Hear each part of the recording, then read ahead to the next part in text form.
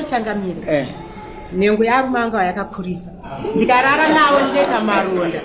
ndaita maronda izvo nditori nemushonga wandakapiwa muchipatara kuti mumboita kuenza muchita sei muchizora asi stiri zviri kuramba ndikaita maronda ndotombopedza kana svondo kana kuti ndigezi chaiko ndichitadza saka vanoda bonde vanenge vachingoda bonde padhuze padhuze zvototi kana patakatongwa kwasabhuku vakatonza aiwa kautaura kuti unoda bonde padhuze padhuze iweyo zvekutaura mukadzi shiwa here kuti nhengirikini une nhengo yakakura wakatobvuma vakati ndina vakadzi 11 vakaenda nenyaya yebonde iyoyo vakati pana vakadzi 11 vakaenda andiwanyime takatenda kwasabhuku izvozvo sabhuku akati kana zvanetsa munodzoka shamwari uyu mukadzi awo chingani unaye wachitoro wachitoro right chii chinoita kuti uite vakadzi 12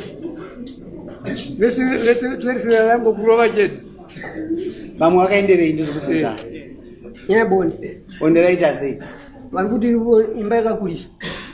ndozvamataura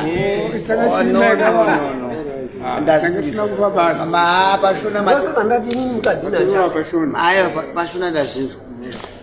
ko machidi kungoitawo kamwe chete ko mumba wapanguva yekufema bheda tongosiya